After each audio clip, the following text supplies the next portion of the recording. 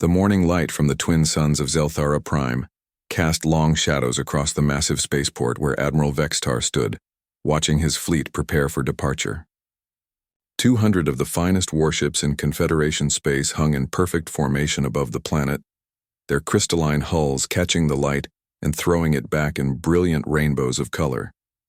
Each ship was a work of art as much as a weapon of war, grown rather than built in the biofoundries of his homeworld using techniques perfected over 3 centuries of galactic dominance. Vextar adjusted his ceremonial armor, the living metal responding to his touch with gentle warmth. The golden inlays across his chest plates marked him as one of the highest-ranking military officers in Confederation space, a position earned through decades of successful campaigns against lesser species who dared challenge their authority. His 4 arms moved with practiced grace as he reviewed the mission briefings on his personal display, confidence radiating from every gesture. The reports were almost laughably simple. A primitive species calling themselves humans had somehow stumbled upon faster-than-light travel using crude mechanical methods that offended every principle of elegant engineering the Confederation held dear. Their ships were described as angular metal constructs held together with welding and bolts, powered by contained explosions rather than the sophisticated bioplasma systems that had served the Confederation so well for millennia. Intelligence suggested these humans had barely moved beyond their home system and posed no real threat to anyone. Yet they had been detected building structures on the edge of Confederation territory, clearly violating the ancient boundaries that kept lesser species in their proper place. The Council of Elders had been unanimous in their decision to make an example of this upstart race before other primitives got similar ideas about expanding beyond their allocated space.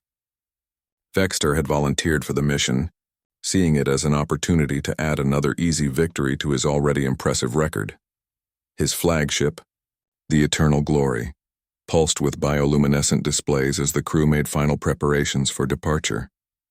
The ship stretched nearly 2 kilometers from bow to stern, its organic curves flowing like liquid metal frozen in motion. Weapon pods dotted its surface like jewels, each one containing enough firepower to sterilize a small moon. The bridge was located at the vessel's heart, surrounded by layers of living armor that could repair itself faster than most enemies could inflict damage. Commander Zactel, his second-in-command, approached with the characteristic gliding motion of their species. His scaled skin showed the deep blue coloration that indicated high excitement, and his tail swished with barely contained energy. Admiral, all vessels report ready for hyperspace transition. The fleet awaits your command.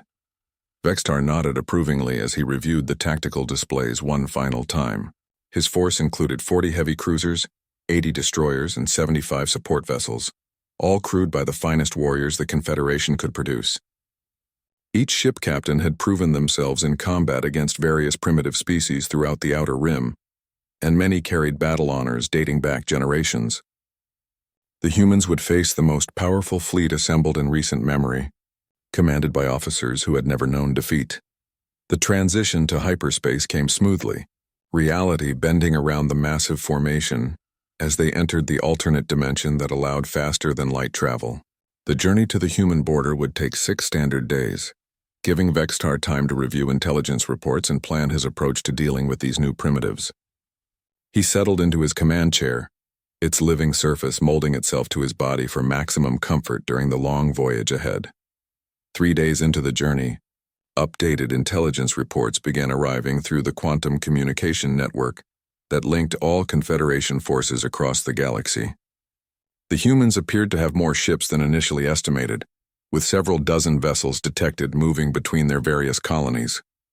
Most appeared to be cargo haulers and civilian craft, but a few showed energy signatures consistent with military vessels. Still, even their largest ships registered as smaller and less sophisticated than Confederation destroyer-class vessels. Vextar studied the grainy sensor images with growing amusement. Human ships looked like they had been assembled by children playing with metal scraps, all angles and exposed machinery, where Confederation vessels flowed with organic grace. Their propulsion systems leaked energy signatures that would make them visible from several star systems away, and their hull materials appeared to be simple metal alloys, rather than the living composites that gave Confederation ships their legendary durability. The most amusing detail was their apparent reliance on kinetic weapons rather than the sophisticated, energy systems that marked truly advanced civilizations. Intelligence reports suggested humans still used chemical explosives and metal projectiles, technologies the Confederation had abandoned centuries ago in favor of plasma weaponry and particle beam arrays. It would be like watching Stone Age primitives attempt to fight soldiers armed with modern weapons. On the fourth day of the journey, long-range sensors detected a single human vessel operating near the border between their territory and Confederation space. The ship appeared to be some kind of exploration vessel, small and ungainly compared to even the most basic Confederation scout ship. Vextar saw an opportunity to observe human technology firsthand before beginning the main operation, and ordered the fleet to drop out of hyperspace at maximum sensor range from the primitive craft. The Eternal Glory emerged from hyperspace first, followed by the rest of the massive fleet in a precisely choreographed sequence that had been practiced countless times. 200 ships arranged themselves in the traditional Confederation battle formation, a complex three-dimensional pattern that maximized firepower while maintaining elegant visual appeal.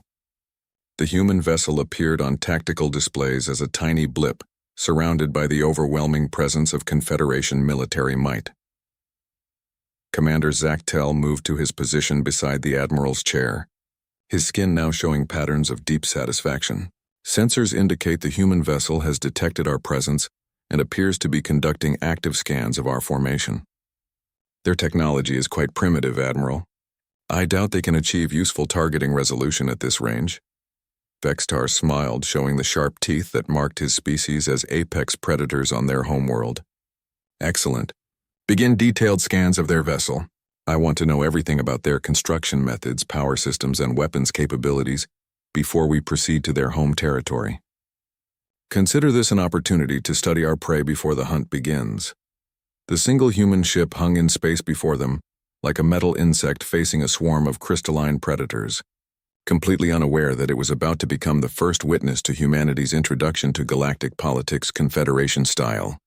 Captain Jake Morrison stood on the bridge of the UES Valiant, watching his sensor operator track the massive alien formation that had appeared seemingly from nowhere. The exploration vessel was barely 300 meters long and carried a crew of 30 experienced spacers, but against 200 alien warships it might as well have been a rowboat facing a fleet of battleships. Morrison kept his expression calm and professional, even though his heart was beating fast enough that he could hear it in his ears. Lieutenant Amy Carter looked up from her communications console with wide eyes that betrayed her youth despite months of deep space experience. Sir, I'm getting multiple scanning beams focused on our hull. Whatever they're using is more sophisticated than anything in our databases. The energy signatures are unlike any technology we've encountered before. Morrison nodded slowly while his mind raced through the first contact protocols that every human ship captain had memorized since the formation of the United Earth Space Command. The situation was exactly what the War College instructors had warned them about during those long classroom sessions that had seemed so theoretical at the time. An unknown alien force with overwhelming numerical superiority had found a lone human vessel far from any possible reinforcement. Communications: transmit our standard first contact package on all frequencies. Mathematics, stellar cartography, basic physics, and peaceful intentions. Keep broadcasting it on a loop until they respond or take action against. Morrison's voice carried the calm authority that had earned him command of an exploration vessel at the young age of 35. The alien ships maintained their positions in a formation that was clearly designed for combat rather than exploration. Each vessel appeared to be constructed from some kind of crystalline material that reflected the local star's light in brilliant patterns across their hulls. They were beautiful in the way that deadly predators were beautiful, elegant and graceful and radiating an aura of lethal capability that made Morrison's skin crawl with primitive danger instincts. Hours passed with no response from the alien fleet, beyond continued intensive scanning that seemed to be examining every bolt and wire in the Valiant's construction. Morrison ordered his crew to maintain standard watch rotations and normal operations, while privately activating the ship's emergency beacon system. The quantum transmitter would send a coded message to Fleet Command describing their situation, but any response would take days to arrive even if Admiral Brooks decided to risk ships in what might already be a hopeless situation. Engineer Tony Walsh emerged from the lower, decks with grease stains on his coveralls and concern written across his weathered face. "Captain, those scanning beams are interfering with our power distribution network. Nothing dangerous yet, but if they increase the intensity, we might start losing systems. The reactor is stable, but our defensive screens are fluctuating." Morrison absorbed this information without changing expression, while mentally cataloging the Valiant's limited defensive capabilities. The ship carried standard point defense systems and light missile pods, weapons designed for dealing with pirates and hostile wildlife, rather than major military engagements. Against 200 alien warships, their entire arsenal would be about as effective as throwing rocks at an armored vehicle. Communications officer Peter Cole straightened at his station as new information flowed across his displays. "Sir, Fleet Command has acknowledged our situation report. Admiral Brooks is mobilizing the Third Fleet and estimates arrival in 18 hours. They're advising us to maintain peaceful posture and avoid any actions that might be interpreted as aggressive." The mention of Admiral Katie Brooks brought the first genuine smile to Morrison's face since the alien fleet had appeared. Brooks was a legend throughout human space, the woman who had led the colonial defense forces during the worst years of the expansion wars, when human settlements were constantly under attack from hostile alien species. Her tactical brilliance and absolute refusal to accept defeat had saved dozens of worlds and earned her a reputation that extended far beyond military circles. If anyone could handle first contact with a clearly hostile alien force, it would be the Iron Lady of the Third Fleet. Morrison had served under her command during his early career, and knew that Brooks would not abandon one of her ships without a fight. The question was whether the Valiant could survive long enough for help to arrive, and whether even the Third Fleet would be sufficient against the massive alien formation hanging in space before them. The alien ships began moving into what appeared to be a more aggressive formation, their crystalline hulls pulsing with bioluminescent displays that might have been beautiful under other circumstances. Morrison could see weapon ports opening along their sleek flanks and energy readings spiking across multiple spectrums as they prepared for what looked like an imminent attack. The elegant formations shifted with fluid precision that spoke of long practice and absolute coordination between ship commanders. "Sir, I'm reading massive energy buildup across their entire fleet," reported sensor operator Lisa Davis from her position near the rear of the bridge. "Whatever weapons they're charging could probably vaporize us in a single volley. Estimated time to full charge is approximately 12 minutes. Morrison felt cold sweat gathering between his shoulder blades, but kept his voice steady as he responded to this development. "All hands, this is the captain. Prepare for possible combat engagement. All departments report readiness status and await further orders. We are not initiating hostilities, but will defend ourselves if attacked." The crew of the Valiant had trained for this moment throughout their careers, but training exercises conducted in safe star systems were very different from facing an alien fleet that clearly intended violence. Morrison watched his people move through their emergency preparations with the calm efficiency that marked experienced spacers. Each person focused on their duties while the countdown to possible destruction ticked away on the tactical displays. 10 minutes passed with agonizing slowness, while the alien weapons continued charging, and human reinforcements raced toward a confrontation that might already be over by the time they arrived. Morrison stood at the center of his bridge, watching 200 alien warships prepare to destroy his ship and knowing that the next few minutes would determine whether humanity's first contact with advanced alien civilization would end in diplomacy or massacre. Space began to twist and bend as reality itself seemed to tear apart in dozens of locations around the alien fleet. The first sign of approaching human reinforcements was not visible light or energy signatures, but the fundamental distortion of space-time that preceded emergence from hyperspace. Admiral Vextar watched his tactical displays with growing confusion as his sensors detected massive gravitational anomalies appearing in a perfect sphere around his formation. The first ships to emerge were human destroyers, sleek predatory vessels that looked nothing like the crude exploration ship his fleet had been threatening. These warships were built for killing, their angular hulls bristling with weapon pods and sensor arrays that immediately began painting every Confederation vessel with targeting locks. Commander Ryan Davis stood on the bridge of the destroyer UES Falcon and smiled grimly as his ship took its assigned position in the rapidly forming human battle line. More transit points opened in rapid succession as human cruisers materialized, from hyperspace with their scarred hulls telling stories of previous battles throughout the outer colonies.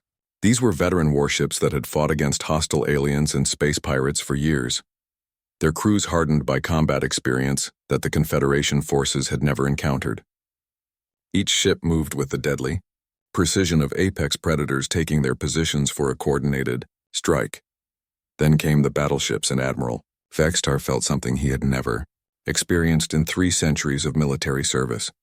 Fear crept up his spine like ice water as the massive human capital ships emerged from hyperspace, with the slow majesty of moving mountains. The UES Washington led them, a fortress of metal and composite armor that dwarfed even the largest Confederation vessels. Its hull bore the scars of countless battles, each mark a testament to survival against odds that would have destroyed lesser ships. Admiral Cady Brooks stood on the Washington's command bridge wearing the simple gray uniform that marked her as one of the most dangerous military commanders in human space. Her weathered face showed no emotion as she studied the tactical situation through eyes that had witnessed more space battles than most officers could imagine. At 55 years old, she had spent half her life fighting wars that most civilians never heard about, protecting human colonies from threats that ranged from alien raiders to full-scale planetary invasions. Navigation. Report, Brooks commanded in the calm voice that had issued orders during humanity's darkest hours in space. Lieutenant Lisa Thompson, young but already seasoned by service under the most demanding commander in the fleet, responded immediately from her position at the navigation console. All ships have completed transition and achieved assigned positions, Admiral. Fleet composition is 47 vessels, including 6 battleships, 12 heavy cruisers, 18 destroyers, and 11 support vessels. All weapon systems are online and ready for combat operations. Commander Ryan Davis moved to his position beside the Admiral's command chair, his tablet displaying the complete tactical analysis that would determine how this confrontation proceeded.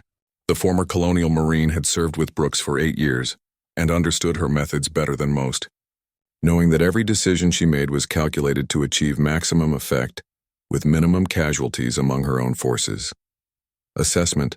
Commander, Brooks said without taking her eyes off the main display showing both fleets, arranged in opposing formations like ancient armies, preparing for battle.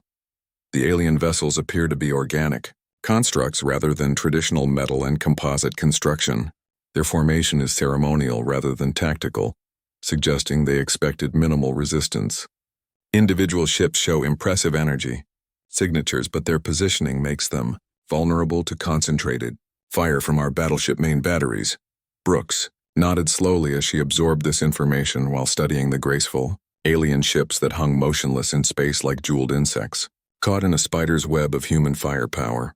The Confederation fleet that had seemed overwhelmingly powerful against a single exploration vessel now appeared almost fragile when faced with veteran human warships designed specifically for destroying other spacecraft. The tactical display showed weapon ranges and firing solutions updating continuously as both fleets maintained their positions in a standoff that could explode into violence at any moment. Human ships were arrayed in a classic battle formation that maximized overlapping fields of fire while providing multiple fallback positions if the engagement went badly. Every captain in the fleet understood their role in the larger tactical picture and was prepared to execute complex maneuvers without requiring detailed orders from Fleet Command. Communications Officer Kevin Martinez looked up from his console with the expression of someone who had just received unexpected information. Admiral, the alien fleet commander is attempting to establish communication. The translation matrix is working on their language, but it appears to be some form of surrender demand.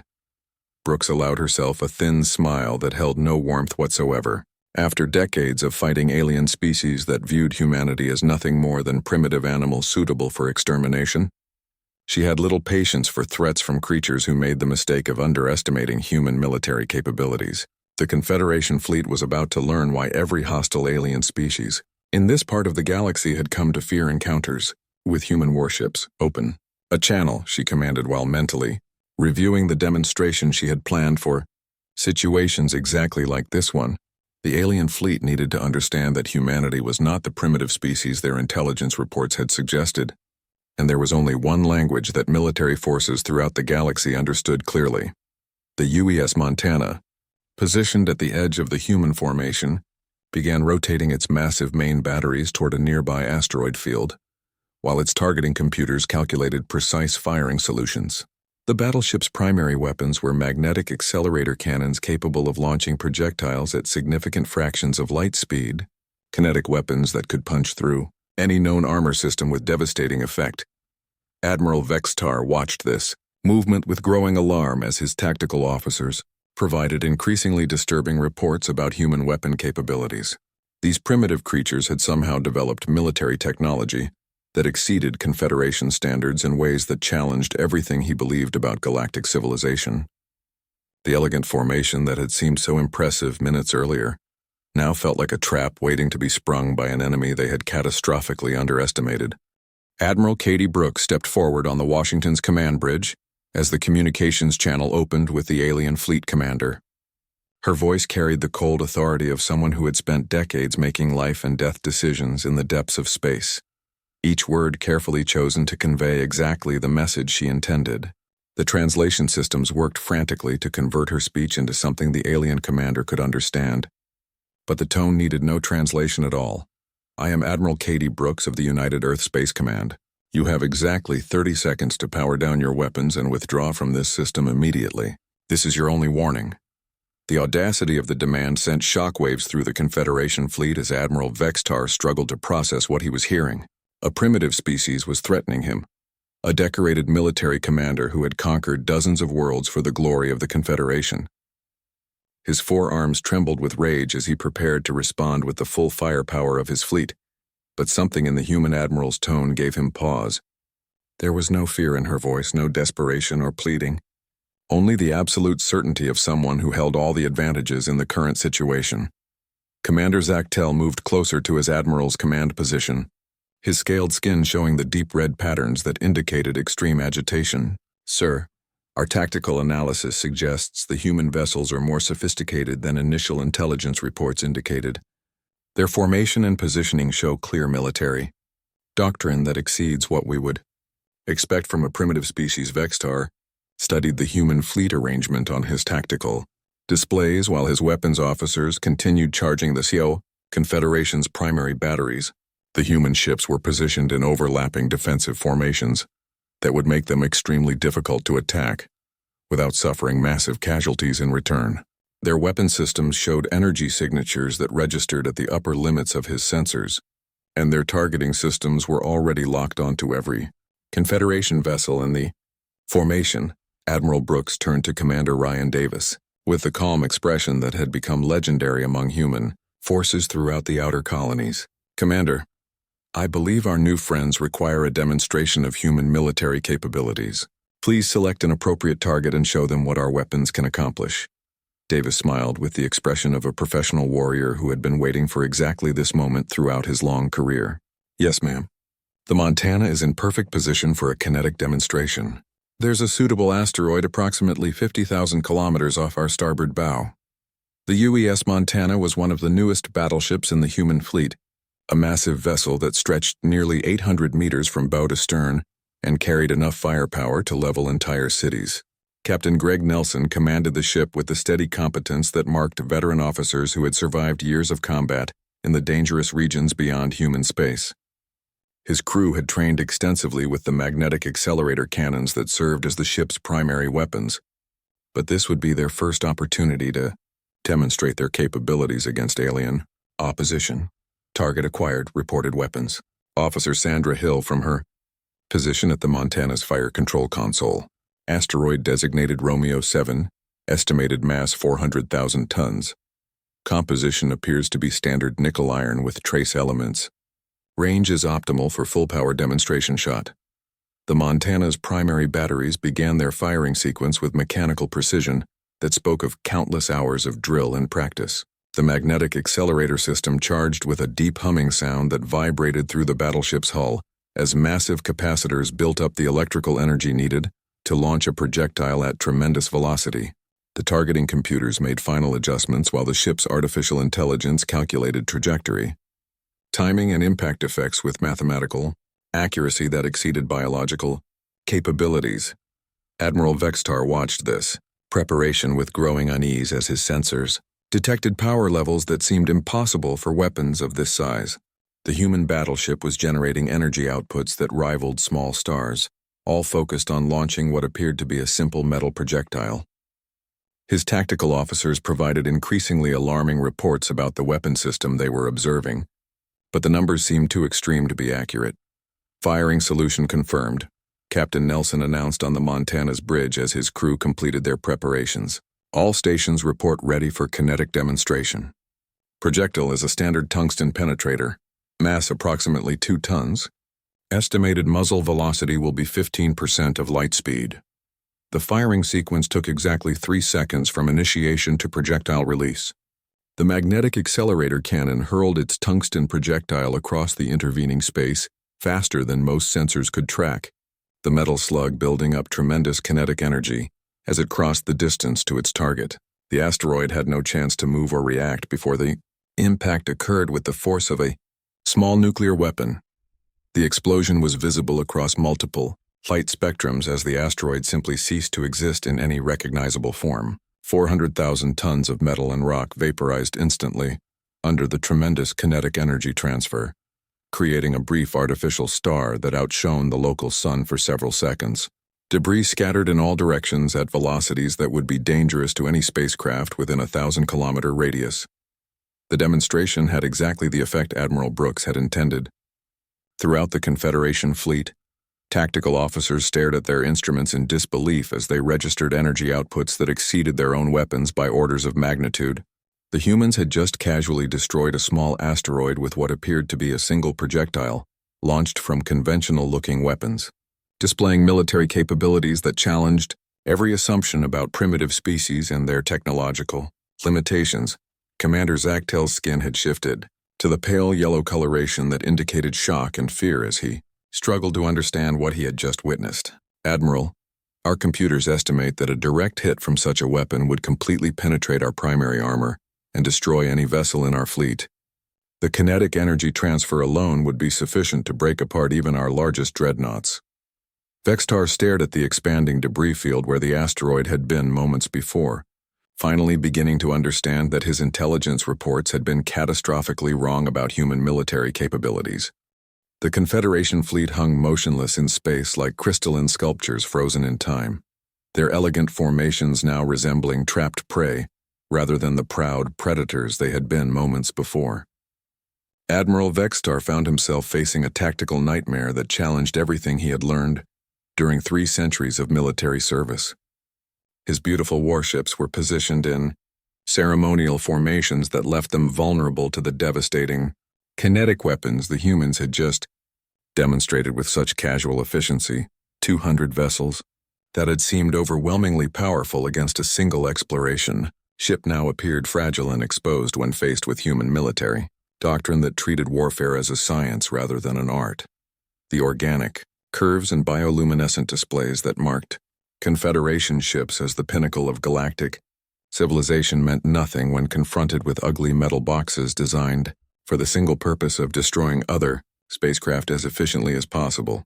Admiral Brooks waited patiently for a response from the alien commander while her fleet maintained perfect discipline in their combat formations. She had fought enough battles throughout her career to recognize the moment when an enemy realized they were completely outmatched and began considering their limited options for survival. The Confederation fleet was experiencing that moment now, caught between retreat and engagement with no good choices available to them. "Admiral, the alien fleet has ceased all forward movement and powered down their primary weapon systems," reported Communications Officer Kevin Martinez from his position at the Washington's communications console. "Multiple vessels are showing what appears to be repositioning maneuvers, but they're moving very slowly and maintaining defensive postures." Brooks nodded without changing expression while mentally cataloging the various ways this first contact scenario could develop over the next few minutes. Her experience with hostile alien species had taught her that most encounters ended either in immediate combat or complete withdrawal. But occasionally there were opportunities for more complex outcomes that required careful handling to avoid unnecessary bloodshed.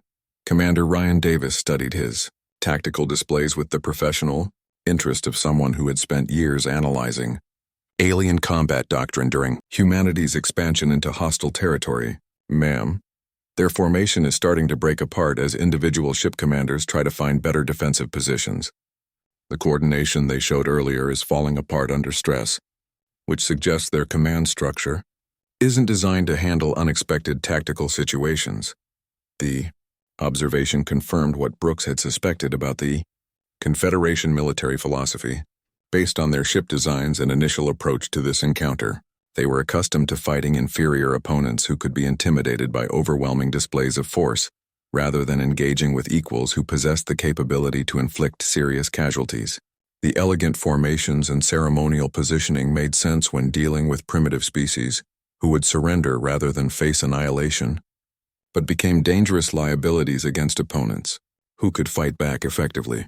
Captain Jake Morrison aboard the UES Valiant watched the alien fleet's reaction to the human demonstration with quiet satisfaction, mixed with professional relief.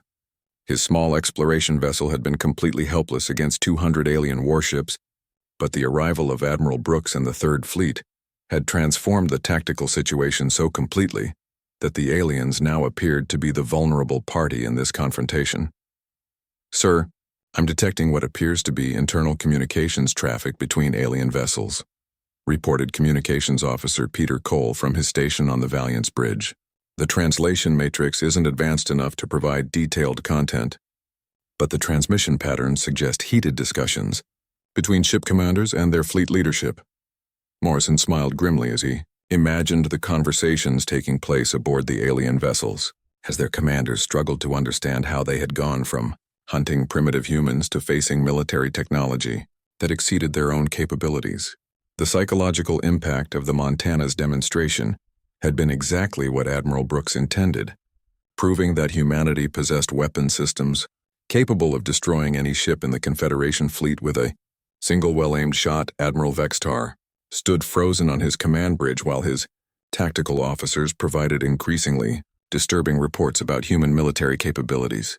The simple metal projectile that had vaporized the asteroid would have the same effect on any Confederation vessel, punching through their organic armor like it was tissue paper and delivering kinetic energy that would tear apart even the largest dreadnought from the inside out. "Commander?" Zachtel approached his admiral with movements that betrayed the deep fear coursing through his nervous system. "Sir, we have received a direct communication from the human admiral. She is requesting immediate response to her earlier demand for our withdrawal from this system."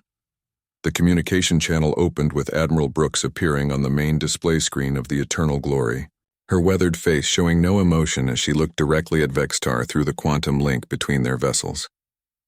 Her gray uniform bore no decorative elements or ceremonial additions, marking her as a professional military officer who had earned her position through competence rather than political connections or noble birth. "Admiral Vexistar, I assume that title is correct based on the energy signatures from your flagship." Brooks began without any of the diplomatic pleasantries that usually preceded first contact between different species. "You now understand that your intelligence regarding human military capabilities was seriously flawed. I'm going to make this very simple for you and your fleet." Vextar straightened his ceremonial armor and tried to project confidence he no longer felt while facing this human who had demonstrated the ability to destroy his entire fleet without suffering significant casualties in return. "I am listening, Admiral Brooks. You're going to order your ships to withdraw beyond the outer boundary markers of this system and request formal diplomatic contact through proper civilian channels." Brooks continued in the same calm tone she might use to discuss weather conditions. "In exchange for your immediate compliance, we won't provide any additional demonstrations of our weapons technology. You have 60 seconds to begin your withdrawal." The ultimatum was delivered without threats or emotional displays, simply a statement of fact about what was going to happen next. Vextar looked around his command bridge at officers who had served with him for decades, seeing the same realization in their eyes that he felt in his own hearts. The Confederation fleet that had arrived with such overwhelming confidence was now completely at the mercy of an enemy they had never taken seriously. "Understood, Admiral Brooks," Vexistar replied, his voice carrying the weight of absolute defeat. "The Confederation fleet will begin immediate withdrawal from this system.